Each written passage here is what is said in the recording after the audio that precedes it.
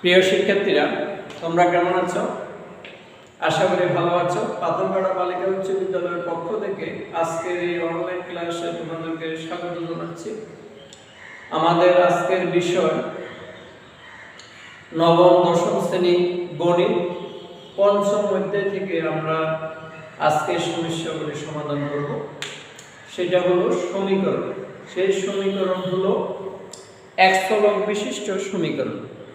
তাহলে আমরা আগে চলক কি সেটা জানি। চলক হলো যে রাশির মান পরিবর্তনশীল, সেটাকে আমরা বলি চলক। যেমন x এর মান আমরা কখনো 1 পাই, কখনো 2 পাই, কখনো 3 পাই, কিন্তু 1 কখনো 2 হয় না, 2 কখনো 4 হয় না, অর্থাৎ চিরজীবন 2 2 এ থেকে যায়। তাহলে এখানে 1 2 3 এগুলো হলো ধ্রুব রাশি, আর x y z অর্থাৎ ইংরেজি বর্ণমালার যে রাশিগুলো আমরা বীজগণিতে ব্যবহার করি সেগুলো হলো ধ্রুব রাশি, চল রাশি। তাহলে আমরা যে আজকে যে সমীকরণটা ব্যবহার করব সেখানে একটা চলক থাকবে, অর্থাৎ চলরাশি থাকবে। সেই চলকের মানটা আমরা বের করব। এটা তোমরা আগেই এক চলক দুই চলকের সমাধান তোমরা আগের শ্রেণীতে করেছিলে।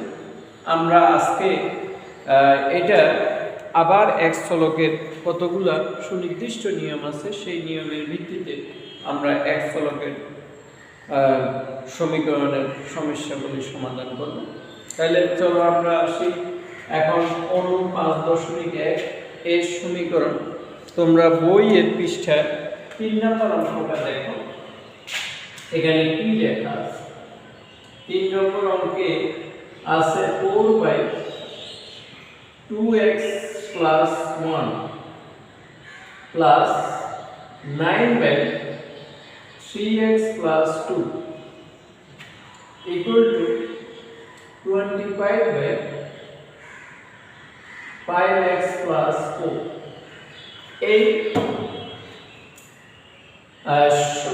এই সমীকরণটা দেওয়া আছে। এখান থেকে আমরা x এর মান বের করব। তাহলে কিভাবে করব দেখো, এটা করতে হলে একটা বিশেষ নিয়মে করতে হবে, কারণ এখানে 4 এবং 5x এটা আগে গুণ করতে হবে। 4 এবং 5x গুণ করলে কত হয়? 20x। এখন তাকে আমরা 2x দ্বারা ভাগ করব। তাহলে 20x কে যদি 2x দ্বারা ভাগ করি কত হয়? 10। এটা করার উদ্দেশ্য হলো এই 25 কে ভেঙে আমরা কোন কোন সংখ্যা লিখতে পারি সেটা করার জন্য আমরা এই কাজটি করেছি।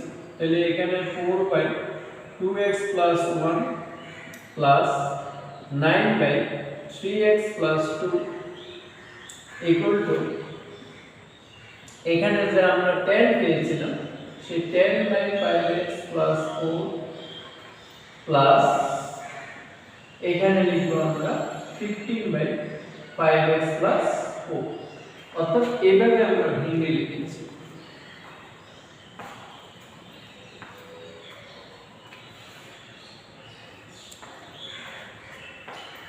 তাহলে কি হবে? বা 4/2x + 1, আর এখানে আমরা 10 কে পাশে নিয়ে আসব, 10/5x + 4 equal to এদিকে 15/5x + 4, আর এটাকে পাশে নিয়ে আসলে 9/3x + 2। বা কি হবে? এখানে আমরা লসাগু করব, 2x + 1 * 5x + 4, এটা হলো লসাগু। এটা দ্বারা যখন এটাকে ভাগ করব আর হবে এটা, এটার সাথে আমরা 4 গুণ করব, 4 * 5x + 4 মাইনাস 5x + 4 দ্বারা যখন এটাকে ভাগ করব তখন এটা হবে 2x + 1, তার সাথে আমরা 10 গুণ করব, 2x + 1 অর্থাৎ পদ দ্বারা ভাগ লব দ্বারা গুণ। তাহলে এখানে আমরা লসাগু করব 5x + 4 3x + 2। এখানে পদ দ্বারা ভাগ লব দ্বারা গুণ করলে এত দ্বারা এটাকে ভাগ করলে আপনাকে এত, তার সাথে 15 যদি গুণ করি 15 3x + 2 মাইনাস এটা দ্বারা এটাকে ভাগ করলে আপনাকে 5x + 2 তাকে 9 দ্বারা গুণ করলে 5x + 2। তাহলে আমরা কি পাই, এখানে 4 দ্বারা যদি গুণ করি 4 + 20x plus 4 * 16 minus 10 × 20x minus 10 থেকে 10, আর এখানে হবে 2x + 1 5x + 4 equal to 3 15 45 45x plus 15 × 30 minus 5 × 45 x minus 4 × 36 আর নিচে হলো 5x plus 4 into 3x plus 2।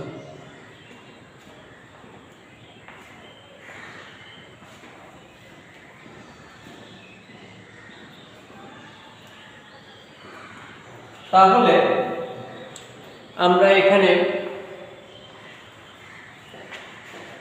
পরবর্তী লাইনে কি পাবো, বা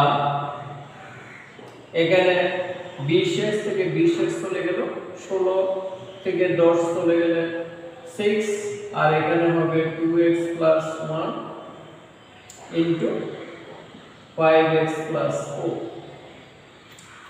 আর এদিকে 45x কাটা গেল, 36 থেকে 30 চলে গেলে -6, আর এখানে হবে 5x + 4 into 3x + 2। এখন আমরা উভয় পক্ষকে 6/5x + 4 দ্বারা ভাগ করব। তাহলে ভাগ করলে 1/2x + 1 হবে, আর এইদিকে -1/3x + 2 হবে। তাহলে পাশে লিখব উভয় পক্ষকে 6/5x + 4 দ্বারা ভাগ করে। তাহলে এখানে 6 মানে উপরটাকে 6 দ্বারা ভাগ, তাহলে 6 কে 6 দ্বারা ভাগ করলে 1, আর নিচেরটাকে 5x + 4 দ্বারা ভাগ করলে এটা কাটা যায় আর থাকে 2x + 4। এইদিকেও ঠিক সেইভাবে হয়েছে। এখন আমরা এটাকে আর গুণ করব, বা এখানে 1 এবং 3x + 2 যদি গুণ করি তাহলে 3x + 2 হবে, আর এখানে -1 এর সাথে 2x + 1 গুণ করলে -2x - 1।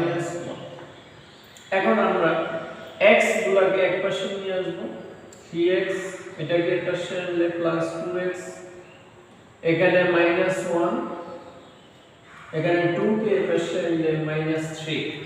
তাহলে আমরা এখানে কি পাবো, বা 5x = -4, বা x = -4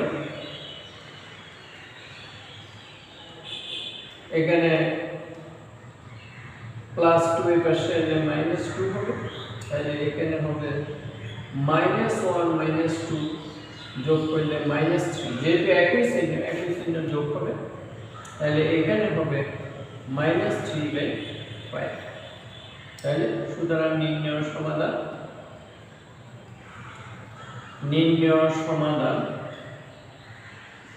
x = -3/5। এটাই হলো সমাধান। আশা করি তোমরা এটা বুঝতে পেরেছ। এবার আসো আমাদের বইয়ের 4 নম্বর প্রশ্নটা দেখো, 4 নম্বর প্রশ্নটা কিভাবে করেছে।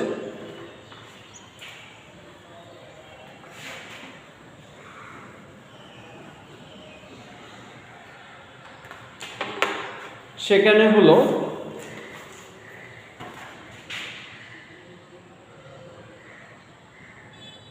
One by x plus one plus one by x plus four equal to one by x plus two plus one by x plus three. তাহলে আমরা এটাকে এক পাশে নিয়ে আসবো, one by x plus one, আর এখানে যে প্লাস হিসেবে আছে তাহলে আমাদেরকে চলক উপরে কর্তন করতে হবে, সেজন্য আমরা এটার সাথে আমরা এটাকে নিয়ে আসবো minus one by x plus two লিখবো, আর এই দিকে আছে one by x plus three. আমরা এটাকে এই পাশে নিয়ে গেলে পাবো one by minus one by x plus four. এভাবে এসে আমরা এটাকে লসাগু করব। এখানে x প্লাস ওয়ান এবং x প্লাস টু এর মধ্যে কোনো কমন উপাদান নেই, তাহলে উভয়টাকে আমরা গুণ হিসেবে লিখেছি। এরপর হর দ্বারা ভাগ করব, এটা দ্বারা যখন এটাকে ভাগ করব এটা এটা কাটা যায়, অর্থাৎ এটা তার সাথে আমি যদি ওয়ান গুণ করি তাহলে x প্লাস টু হবে। এখানে আবার x প্লাস টু দ্বারা যদি এটাকে ভাগ করি তাহলে থাকে x প্লাস ওয়ান, তার সাথে মাইনাস ওয়ান যদি গুণ করি মাইনাস এক্স মাইনাস ওয়ান। এই পাশেও আমরা যদি গুণ করি এক্স লসাগু করে x plus three into x plus four হবে। এবার হর দ্বারা ভাগ লব দ্বারা গুণ করলে এটা দ্বারা যখন এটাকে ভাগ করবো তখন এক্স প্লাস ফোর হবে, তার সাথে ওয়ান গুণ করলে এক্স প্লাস ফোর হবে। এইটা দ্বারা এটাকে ভাগ করলে এক্স প্লাস থ্রি হবে, তার সাথে ওয়ান গুণ করলে মাইনাস এক্স মাইনাস থ্রি হবে। তাহলে আমরা এখানে পাচ্ছি যে কত x s কাটা যায়, 2 থেকে 1 চলে গেলে আমরা পাবো 1, আর এখানে আমরা এটাকে গুণ করব x স্কয়ার প্লাস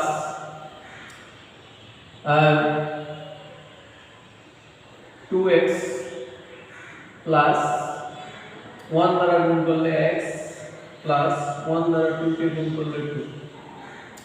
এইদিকেও আমরা কি করব, প্লাস x মাইনাস x কাটা যায়, 4 থেকে 3 চলে গেলে 1, এখানে হবে x square plus 4x plus 3x plus 12। তাহলে আমরা কি পাচ্ছি 1 by x square plus 3x plus 2, আর এদিকে পাচ্ছি আমরা 1 by x square plus 7x plus 12। তাহলে আমরা এখানে কি করব, r গুণ করব।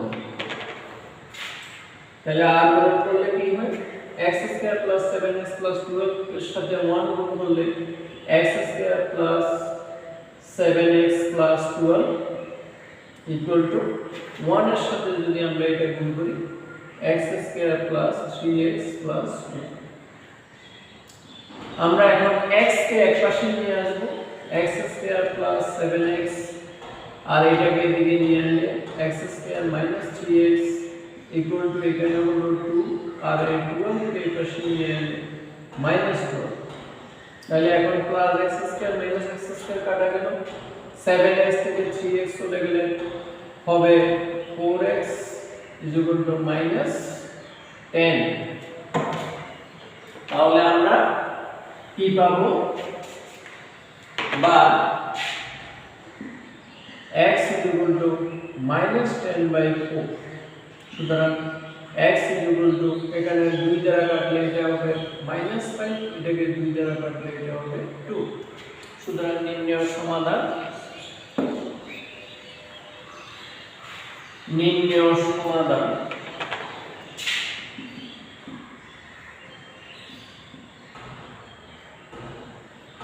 x ইকুয়াল টু -5/2, অর্থাৎ এখানে আমরা x এর মানটা পেয়েছি এত। এখন আসো আমরা 6 নম্বর অঙ্কটা করি। 6 নম্বর অঙ্ক হলো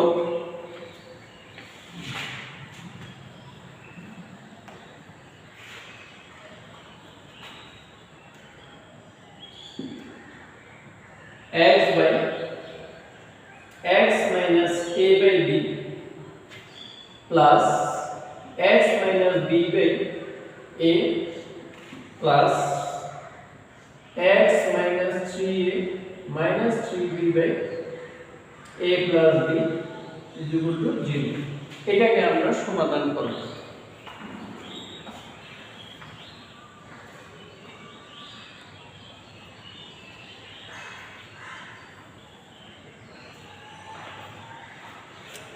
তাহলে আমরা এটা কিভাবে করব? বা x minus a by b এটা থেকে আমরা 1 বিয়োগ করব, আবার x minus b by a এটা থেকে 1 বিয়োগ করব। তাহলে এখন আমরা মোট কত বিয়োগ করেছি? এখানে 1 এখানে 1 তাহলে -2। তাহলে আমি যেহেতু -2 অতিরিক্ত বিয়োগ করেছি সেজন্য আমরা পরবর্তীটার সাথে 2 যোগ করে দেব। তাহলে প্রিয় শিক্ষার্থীরা, আশা করি তোমরা বুঝতে পেরেছো। এই পদ থেকে আমরা 1 বিয়োগ করেছি, এই পদ থেকে 1 বিয়োগ করেছি, তাহলে মোট কত বিয়োগ করেছি? 2 বিয়োগ করেছি। তাহলে যেহেতু বিয়োগ করা মানে খরচ, অর্থাৎ 2 টাকা খরচ, তাহলে সেই 2 টাকা আবার আমাকে কি করে দিতে হবে? অ্যাড করে দিতে হবে। সেজন্য এটার সাথে আমরা 2 যোগ করেছি। তাহলে বা কি হবে? এখানে b, এখানে হবে x minus a, এটা লসাগু করার কারণে b হইছে, এটা নিচে মান মানে 1, 1 দ্বারা b কে ভাগ করলে b, b দ্বারা 1 কে ভাগ করলে গুণ করলে b হয়। এমনি ভাবে এখানেও আমরা কি করব? a হলো লসাগু, তাহলে x minus b minus a, এখানেও আমরা কি করব? a plus b হলো লসাগু, তাহলে এখানে হবে x minus 3a minus 3b plus 2 দ্বারা গুণ করলে 2a plus 2b is equal to 0। তাহলে এখন কি হবে? এখানে হবে x minus a minus b by b, এখানে হবে x minus a minus b by a, এখানে হবে x, এখানে minus 3a plus 2a বিয়োগ হয়ে minus a হবে, এখানে minus 3b plus 2b বিয়োগ হয়ে minus b হবে, এখানে হবে a plus b equal to 0।